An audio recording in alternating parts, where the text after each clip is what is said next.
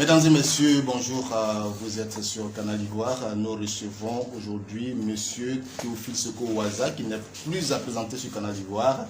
Il a été candidat à la candidature de la présidentielle 2020 et il vient de finir un séminaire. Donc nous allons avoir un entretien avec lui. Bonjour monsieur le président. Bonjour cher ami. Alors vous venez de finir un président, je rappelle que vous êtes le président de la 4e voie, la voie des sans-voix. Le thème de ce séminaire était comment rendre le citoyen acteur du développement dans son territoire. Oui, c'est bien ça. Alors le plus important pour nous, tous les citoyens ivoiriens, les Ivoiriens, dans toutes les contrées de la Côte d'Ivoire, depuis les villages, les sous-préfectures, les préfectures, les communes, ont besoin d'être absolument des acteurs du développement de la Côte d'Ivoire. Et donc il était important de rassembler ici autour de ce séminaire-là tous nos représentants de l'intérieur afin que ceux-ci soient le relais de la 4e voie dans les hameaux. Et ils ont répondu massivement présents. Et nous avons fait cet important séminaire et donc maintenant ils sont en train de rentrer pour que nous préparions ensemble les élections locales de 2023 et l'élection présidentielle de 2025 pour que la voix des sans-voix soit entendue au niveau de l'exécutif ivoirien. Et lorsque vous parlez du développement, vous parlez de quoi précisément? Pour le développement économique, social, c'est de quoi? Alors le développement est d'abord un développement purement intellectuel. Il faut que l'esprit que Dieu donne à tout homme soit en train de travailler. Alors quand on parle de développement intellectuel, ça parle de l'intelligence, du savoir-faire, de la sagesse, de l'expertise, de l'expérience, c'est déjà ça. Parce que le développement économique repose sur l'homme. Donc au sein de la 4e voie, la voie des sans-voix, l'homme est la matière première sur laquelle nous travaillons. C'est pour ça que nous défendons le citoyen. C'est pour ça qu'au sein de la 4e voie, vous avez les Ivoiriens de toute sensibilité. Mais ensemble, on décide de porter de la voix pour que les misérables, les pauvres, les abandonnés de la République, les oubliés de la République soient remis au centre de la vie économique et la vie politique de la nation. Donc nous parlons de ce développement-là pour que la Côte d'Ivoire, dans son ensemble, atteigne un niveau de vie pour ces citoyens-là qu'on n'ait rien à reprocher ou à envier à qui que ce soit. Il n'est pas bon qu'en Côte d'Ivoire, il y ait des hommes qui ne soient pas en mesure d'avoir 3 repas par jour. Il n'est pas bien qu'en Côte d'Ivoire, il y ait des Ivoiriens et des Ivoiriens qui vivent sans l'eau potable, sans électricité, sans maison. Il y a beaucoup de quartiers dits précaires en Côte d'Ivoire. Il y a des campements, des personnes qui vivent dans des maisons en bambou. Ça, c'est inadmissible. Et pour nous, c'est ça qui est l'essentiel. C'est vrai qu'on peut se targuer d'avoir un taux de croissance de 9%, de 10%, de 15%.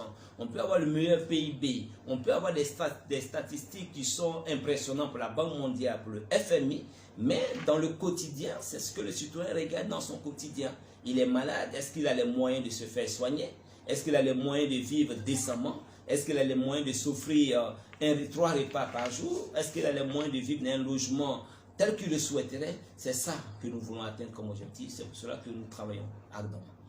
3 autres sous-thèmes ont meublé évidemment ce séminaire. Comment réussir l'implantation et la mobilisation dans son territoire, comment communiquer pour mieux porter la voix, et enfin, quelle alliance stratégique en vue des élections locales. Si vous pouvez revenir un peu là sur chaque point. Oui, nous, au sein de la 4e voie, nous sommes partisans de la gestion participative et commune. C'est-à-dire que dans le style de gestion, tout le monde doit être impliqué. Tous les citoyens doivent être impliqués. Et donc pour cela, il faut que dans chaque contrée de la Côte d'Ivoire, que le porteur de voix puisse donner de la voix pour que le point de vue de tous les citoyens soit pris en compte. Quand vous prenez une élection locale en Côte d'Ivoire, une élection en Côte d'Ivoire, vous regardez le taux d'abstention. Il est très élevé. Parce que les uns et les autres ne sentent pas la République, ne sentent pas l'État. Donc ils n'ont aucun intérêt. Et donc nous mettons les porteurs de voix en mission pour que ces oubliés du système politique ivoirien soient pris en compte. C'est pour cela que nous le faisons. Deuxièmement, il faut que les uns et les autres s'expriment. Il y a beaucoup d'Ivoiriens qui malheureusement, depuis quelques années, parce que depuis quelques temps, ont décidé de ne plus s'exprimer. Ce n'est pas s'ils ont peur de quoi, mais ils ne s'expriment pas. Parce que quand ils s'expriment même, leur point de vue, leur opinion n'est pas pris en compte. C'est un peu comme si on est dans la domination d'une majorité politique calculée et les uns et les autres soient écrasés. Or, dans la gestion participative et collective, même les minorités sont prises en compte. Et donc, nous donnons la voix pour que toutes ces minorités ivoiriennes-là soient prises en compte dans la gestion de l'État, dans la gestion de l'exécutif. Voici un peu l'objectif de ce séminaire. Et pour qu'on atteigne cet objectif, il faut que chaque porteur de voix, chaque représentant de la 4e voix dans sa contrée, soit déjà lui-même ce porte-flambeau de ce message, qu'il soit ce porte-flambeau de nos idéaux, qu'il soit le porte-flambeau du message que nous portons, afin que ce message-là puisse prendre toute la Côte d'Ivoire, pour qu'en 2025, nous puissions faire pencher la balance en faveur de tous ces oubliés-là. Alors, parlez-nous, on va pencher sur la dernière question, de la 4e voie quant à son implantation et son impact même dans la vie sociale en Côte d'Ivoire. Alors aujourd'hui, la 4e voie n'est plus à présenter en Côte d'Ivoire. Les Ivoiriens et les Ivoiriennes connaissent la 4e voie. Mais pour toute organisation citoyenne, le travail d'implantation, de mobilisation est un travail quotidien qui n'a pratiquement pas de fin. Parce qu'à chaque fois, un enfant qui naît aujourd'hui, dans 20 ans, il devient majeur. Et donc, ceux-là, il faut toujours leur donner l'information, il faut toujours les enrôler, il faut toujours les sensibiliser. Donc, notre implantation ne souffre d'aucun doute, mais il faut continuer d'être présent dans l'esprit des uns et des autres. Il faut être toujours dans l'opinion nationale et internationale. C'est pour cela que nous continuons de travailler. Les générations passent, mais la 4e voie demeure, et la 4e voie doit demeurer dans l'esprit des générations. Raison pour laquelle nous continuons de travailler. La 4e voie doit demeurer dans l'esprit des générations. Nous étions avec le président Théophile Soko-Ouaza sur Canal Ivoire. Merci de nous avoir suivis et puis portez-vous bien pour un prochain numéro.